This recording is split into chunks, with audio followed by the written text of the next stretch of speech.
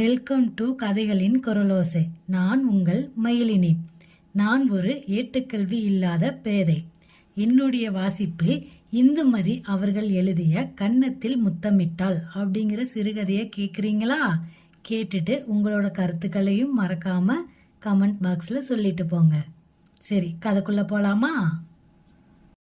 சத்யா வேலை தேடி அலைஞ்சிட்டு இருக்கிற ஒரு வாலிப இளைஞன். அவனுக்கு ஒரு நல்ல வாய்ப்பாக வெளிநாட்டு போகிறதுக்கான வாய்ப்பு கிடைக்கிது. ஆனால் சத்யாவோட அம்மா நீ வெளிநாட்டுக்கு போகக்கூடாது அப்படின்னு சொல்லி சத்யா கிட்ட சண்டை போடுறாங்க. அதை பற்றி ஏன்னு தெரிஞ்சுக்கணுமா? சத்யா வேலைக்கு போனானா, அதுவும் வெளிநாட்டு வேலைக்கு, தெரிஞ்சுக்கலாமா? அதுக்கு நம்ம கதைக்குள்ளே போகணும். அத்தியாயம் 4. மாமாவின் அலுவலக கட்டடத்தை விட்டு வெளியில் வந்த சத்யாவிற்கு எல்லாமே வித்தியாசமானதாக தெரிந்தது. ரம்யமாக தோன்றியது. வந்த போது இருந்த அதே தெருவும் கட்டடங்களும் வாகன ஓட்டமும் இப்போதைய பார்வையில் அழகாகப்பட்டன. ஆட்டோ ரிக்ஷாவின் ஹாரன் சத்தம் இனிமையாக கேட்டது. முகத்தை தாங்கிய வெயிலின் உக்கிரம் கூட இதமாக தெரிந்தது. இந்த திடீர் மாறுதலுக்கான காரணம் அவனுக்கு புரிந்தது. 100 ரூபாய் கடனாய் கேட்க வந்த இடத்தில் 1000 ரூபாய் பரிசு பெற்ற மனநிலையில் எதிரில் தெரிகிற எதுவும் அழகானதாக தான் தெரிந்தது, ரம்யமானதாகவும் தெரிந்தது. சுவாரஸ்யமும் சந்தோஷமும் நிறைந்ததுதான் மன உணர்வுகளின் பாதையில்தான் அழகும் ரம்யமும் இருக்கிறதே தவிர பார்வையில் இல்லை என்பது பிடிபட பக்கத்தில் போன ஆட்டோ ரிக்ஷாவை கைத்தட்டி நிறுத்தி ஏறிக்கொண்டான் சத்யா. தினசரி செய்தித்தாளை புரட்டி வாண்டட் காலம் பார்த்து மனு எழுதி போட்டு கொண்டிருந்தவனுக்கு 750 ரூபாய் ஆரம்ப கால சம்பளமும் வெளிநாட்டு பயணமும் எதிர்பாராத ஒன்றுதான். அம்மாவின் வற்புறுத்தல் அல்லது வேண்டுதல் காரணமாக மாமா தன் கம்பெனி ஒன்றில் ஏதாவது ஒரு பிரிவுக்கு மேற்பார்வையாளனாக போட்டு 600 ரூபாய் ஆரம்ப கால சம்பளம் தரலாம் என்று எதிர்பார்த்தே அவன் வந்திருந்தான். முதலில் கிடைக்கிற வேலையில் சேர்ந்து பின்னர் வேறு நல்ல வேலை தேடிக்கொண்டு விடலாம் என்று நினைத்துதான் வந்தான் சத்யா. ஆனால் வந்த இடத்தில் மாமா சொன்னது அவனுக்கு ஆச்சரியமான விஷயமாக இருந்தது. நம்ப முடியாமலும் போயிற்று. முதலில் ஏதோ அவர் ஒப்புக்கு சொல்கிறார் என்று சுவாரஸ்யமற்று இருந்தான் சத்யா. ஆனால் அவர் பேச பேச குரலில் இருந்த அழுத்தமும் வார்த்தைகளின் வேகமும் நிஜம்தான் என்று நம்ப வைத்தன சத்யாவை. ஃபைலில் செருகியிருந்த பாஸ்போர்ட் வாங்க தேவையான விண்ணப்பத்தாளை பிரித்து படிக்க நினைத்த போது வீடு வந்து விட்டது. ஆட்டோவுக்கான மீதி சில்லறையை கொடுத்து வாங்காமலே உள்ளே வந்து அழைப்பு மணியை அடித்தான் சத்யா. கதவு திறக்கும் வரை காத்திருக்கும் பொறுமை இழந்து ஜன்னல் வழியாக அம்மாவை கூப்பிட்டான். உடனே அம்மாவிடம் விஷயத்தை சொல்ல வேண்டும் என்கிற ஆர்வம் அதிகரித்தது. அவளை நிற்க வைத்து நமஸ்கரிக்க வேண்டும், கன்னங்களில் முத்தமிட்டு நன்றி சொல்ல வேண்டும். அம்மாவால் தான் இந்த வாய்ப்பு, அவன் போய் மாமாவிடம் கேட்டதால் தான் இந்த வாய்ப்பு கிடைத்தது என்று சத்யா நினைத்தான். என்னடா அவ்வளவு அவசரம், வந்து திறக்கதற்குள்ள இத்தனை தரம் கூப்பிடுகிற என்றாள் அம்மா. அவசரம் தாம்மா, உள்ள வாயேன், இப்படி வந்து நில்லேன் என்றான் சத்யா. அவள் மீண்டும் கதவை தாளிட்டு விட்டு வந்ததும் சடார் என்று காலில் விழுந்து வணங்கினான்.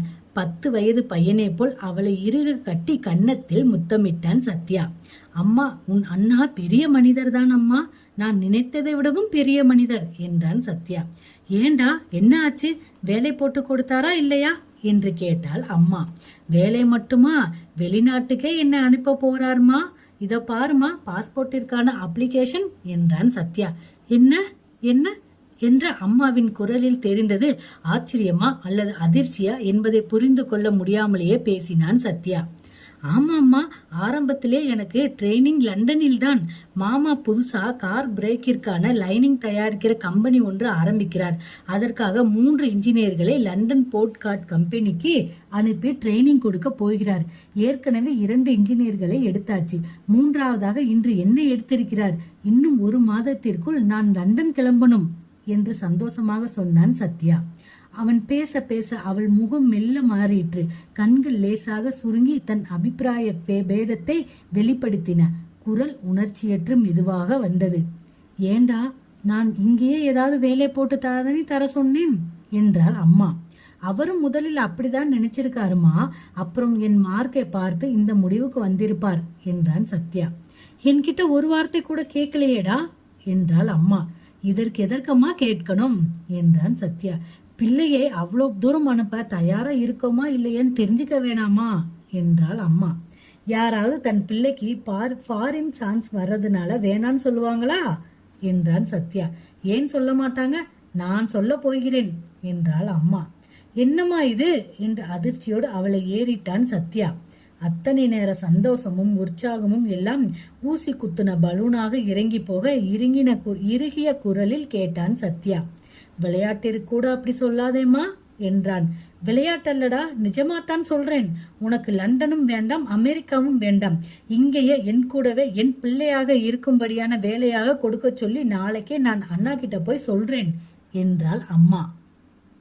அப்போதுதான் அவள் முகத்திலும் குரலிலும் இருந்த தீவிரத்தை உணர்ந்தான் சத்யா. அவள் நிஜமாகத்தான் சொல்கிறாள் என்பதை தெரிந்து கொண்டதும் அவனுக்குள் கோபமும் ஆத்திரமும் ஏற்பட்டன. அதை கட்டுப்படுத்த முயன்றவாறு பேசத் தொடங்கினான். ஏமா, வெளிநாட்டு போனா உன் பிள்ளை இல்லை என்றாகி விடுமா என்ன என்றான் சத்யா. நிறைய பேர் தன் பிள்ளைகளை வெளிநாடு அனுப்பிவிட்டு தங்கள் பிள்ளைகள் இல்லை என்று நிற்கிறதை நான் பார்க்கவில்லையா என்ன? ஏன், நம்ம ஜெயலட்சுமி அம்மாவோட ஒரே பிள்ளை சங்கர் என்ன செய்தான்? அமெரிக்கா போறேன், மேல் படிப்பு படிக்கிறேன்னு போய் அங்க எவ்வளோ ஒரு வெள்ளக்காரிய, அதுவும் முதல் கல்யாணமாகி டைவர்ஸ் வாங்கியவளை, தன்னை விட வயதில் மூத்தவளை கல்யாணம் பண்ணிக்கிட்டு அங்கேயே தங்கிடலையா என்ன என்றாள் அம்மா. ஏதோ ஒருத்தர் 2 பேர் அப்படி செய்துட்டாங்கனால எல்லாருமே அப்படி செய்யறாங்கன்னு அர்த்தமா? இதோ உங்க அண்ணன் கங்காதரனை எத்தனை தரம் போகல வெளிநாட்டுக்கு என்றான் சத்யா. அவர் கல்யாணம் பண்ணி பொண்டாட்டியும் கையோட கூட்டிட்டு போனதால் ஒழுங்காய் திரும்பி வந்தார் என்றாள் அம்மா. அவனுக்கு சுரீர் என்று கோபம் அதிகமாயிற்று. தன் வாய்ப்பை அம்மாவிடம் இந்த பிடிவாதம் தட்டிவிட போகிறதே என்ற பயத்தில் சற்று குரலை உயர்த்தியே பேசினான். ஏமா, நீ சொல்றதை பார்த்தா வெளிநாடு போகிற யாரும் ஒழுங்காய் திரும்பி வராத மாதிரி இல்ல தெரியுது என்றான். மாதிரி என்னடா, 100க்கு 90 கேஸ் அப்படித்தான். கல்யாணம் ஆகாமல் போகிற யாரும் ஒழுங்கா எங்கேயும் திரும்பி வர்றாங்க. சரி, கல்யாணம் தான் செய்துக்கிறாங்களே, யாராவது கன்னி பெண்களை பார்த்தாவது கல்யாணம் செஞ்சுக்கிறாங்களா? எல்லாமே முதல் தரம் கல்யாணமாகி விவாகரத்து செய்தவள், இல்லாட்டி போனால் 2ஆம் தரமாக விவாகரத்து ஆனவள், இல்லைன்னா எவன் கூடவோ அது என்னவோ சொல்றாங்களே டேட்டிங் மண்ணாங்கட்டின்னு தொடர்பு வச்சுக்கிட்டவள், ஒரு பிள்ளை பெற்றவள், பிள்ளையே கலைத்தவள்னு இல்ல கட்டிக்கிட்டு தான் வர்றாங்க. அதெல்லாம் நம்ம குடும்பத்துக்கு சரிப்படுமா சத்யா? தேவைதானான்னு யோசிச்சு பாரு. அந்த மாதிரி நடந்து தவிக்கிறத விட நடக்கிறதுக்கு முன்னால் அணை போட்டு தடுக்கிறது தானே புத்திசாலித்தனம். உனக்கு அதெல்லாம் வேணாம் சத்யா. எத்தனை பேர் இன்ஜினியரிங் படிச்சுட்டு இங்கேயே வேலை செய்யல? அந்த மாதிரி நீயும் இங்கேயே செய்ய போதும் என்றாள் அம்மா. அம்மா நறுக்கென்று கத்தரிக்காய் சத்யா கீழ் உதட்டை கடித்து கொண்டான். சட்டென்று யாமினி அம்மாவை பற்றி சொன்னதெல்லாம் ஞாபகத்திற்கு வந்தது. அவள் சொன்ன மாதிரி அம்மாவின் உலகம் மிக மிக குறுகியது. ஒரு சின்ன வட்டத்திற்குள் தான் சந்திக்கிற மனிதர்கள் போல்தான் அத்தனை பேரும் என்று நினைத்து கொண்டிருக்கிறாள். அவள் இல்லாவிட்டால் ஏதோ தூரத்து உறவினான ஜெயலட்சுமி மாமியின் மகனை உதாரம் காட்டியிருக்க மாட்டாள். வெளிநாட்டு பெண்கள் அத்தனை பேரும் இப்படிப்பட்டவர்கள் தான் என்கிற எண்ணத்தை வளர்த்து கொண்டிருக்க மாட்டாள். இங்கிருந்து போகிற அத்தனையும் கல்யாணமாகாத இளைஞர்கள் அங்கிருந்து கல்யாணம் செய்து கொண்டு திரும்புவதாக அல்லது திரும்பாமலே தங்கிவிடுவதாக ஒரு தப்பான அபிப்பிராயத்தை வளர்த்து கொண்டிருக்க மாட்டாள். இவளுடைய இந்த எண்ணத்தையும் அபிப்பிராயத்தையும் எப்படி மாற்றுவது, எதை சொல்லி சரி செய்வது என்று யோசித்தான் சத்யா. நீ நினைக்கிற மாதிரி அங்குள்ள பெண்கள் இல்லை என்று சொன்னால் அது சரியான ஆரம்பமாக அமையாது. ஏண்டா டே, இப்போதே நீ ஏன் அவங்களுக்கு வக்காலத்து வாங்குற என்று கேட்பாள் அம்மா. இங்கிருந்து ஒரு நாளைக்கு எத்தனை பேர் லண்டனும் அமெரிக்காவும் பயணமாகிறார்கள் தெரியுமா அம்மா? அத்தனை பேரின் அம்மாக்களும் இந்த மாதிரி சந்தேகங்கள் பயங்கள் வந்திருக்குமானால் அவர்கள் பயணப்பட்டிருக்க முடியுமா என்று கேட்டால் வேறு விதமாக அவளிடமிருந்து பதில் வரும். அவள் வழியிலே போய் அவளை திருப்பி தன் வழிக்கு கொண்டு வருவது ஒன்றுதான் இப்போதைக்கு ஒரே மார்க்கம் என்று முடிவு செய்த சத்யா அவளை இன்னமும் நெருங்கி குரலை தலைத்து மிகவும் மென்மையாக்கி கொண்டு நிதானமாக ஆரம்பித்தான். இதோ பாரம்மா, இந்த மாதிரி சந்தர்ப்பமெல்லாம் எல்லோருக்கும் அமையாதம்மா. ஏதோ உனக்கு பிள்ளையாக பிறந்த அதிர்ஷ்டத்தினாலும் கங்காதரன் உன் அண்ணனாக இருக்கிற காரணத்தினாலும் அவருக்கு ஒரு பரந்த மனசு இருப்பதாலும் நான் வாங்கின நல்ல மார்க்கினாலும் இந்த வெளிநாட்டு பயணம் என்னை தேடி வந்திருக்கு. இல்லாட்டி போனால் நம்மால் நம் கைப்பணத்தை செலவு செய்து கொண்டு லண்டனும் பிரான்சும் போகவா முடியும்? போகும் அதிர்ஷ்டம் ஆரம்பத்திலேயே மாமா உருவில் வந்து கதவை தட்டுது. உடனே கதவை திறக்க நமக்கு தெரியணும். அதை உள்ளே அழைத்து கொள்கிற திறமை வேணும். அதெல்லாம் இல்லாமல் முட்டாள்தனமான காரணங்களை எல்லாம் காட்டி கதவை இறுக மூடி சாத்தி தாழ்பால் போட்டால் திரும்ப அது நம் வீட்டு கதவை தேடி வராதம்மா. ஒரு முறைதான் அதிர்ஷ்டம் உன் வீட்டு கதவை தட்டும் என்ற ஒரு பழமொழியே இருக்குதம்மா. இப்போது நீ வேணாம்னு தடுத்தால் முதல் சந்தர்ப்பமே வீணாகி போய்விடும். முதல் கோணல் முற்றும் கோணல் ஆகிடுமா என்றான் சத்யா. உனக்கு என்னம்மா வேணும்? நான் எங்கே போனாலும் உன் பிள்ளைன்னு இருக்கணும், அவ்வளவுதானே. ஏம்மா இருக்க மாட்டேன்னு நினைக்கிறியா? உன் ரத்தம் என் உடம்பிலே ஓடுகிற போது நான் எப்படி உன் பிள்ளையாக இல்லாமல் இருக்க முடியும்? வெளிநாட்டு போனால் தான் நான் எந்த பெண்ணையாவது கல்யாணம் செய்துட்டு வந்துட போறேனா என்பதுதானே உன் பயம். ஏமா உன் பிள்ளை அப்படி செய்வேனா? இந்த 24 வருஷமும் என்னை வளர்த்திருக்கிறாய். அப்படி செய்வேனா? மாட்டேன்னு உனக்கு தெரியாதாம்மா? இதுவரை அன்னைக்கு குடிச்சிட்டு வந்ததை தவிர வேற ஏதாவது தப்பு செய்திருக்கேனா நினைச்சு பாரு. செய்துட்டு அதை மறைச்சிருக்கேனா? அப்படியே மறைக்கிற சுபாவமா என்னுடையது? எதையும் நானும் மறைக்க கூடாது என்கிறதுனால மற்றவங்க மறைத்து வைக்க கூடாதுன்னு நினைக்கிறவன் இல்லையா நான்? அது என் கொள்கைன்னு உனக்கு தெரியாதாம்மா? உனக்கு பிடிக்காத விஷயத்த ஒன்று செய்திருக்கனா? விரலை மடக்கு. அன்னைக்கு ஒரே ஒரு தரம் நண்பர்கள் வற்புறுத்தின காரணத்தினால் 2 பெக் விஸ்கி குடிச்சேன். உண்மையை சொல்லிடல, அதுக்கப்புறம் குடிக்க மாட்டேன்னு சத்தியம் செய்து தரல என்றான் சத்யா. அந்த மாதிரி இப்போதும் சத்தியம் செய்து தரட்டுமாமா? மகாத்மா காந்தி அவருடைய அம்மாவிற்கு சத்தியம் செய்து கொடுத்தாரேம்மா, அது மாதிரி நானும் உனக்கு சத்தியம் செய்து கொடுக்கட்டுமா என்று கேட்டான் சத்யா. கோர்வையாகவும் இடைவிடாமலும் பேசியதில் அவனுக்கு மூச்சு இறைத்தது.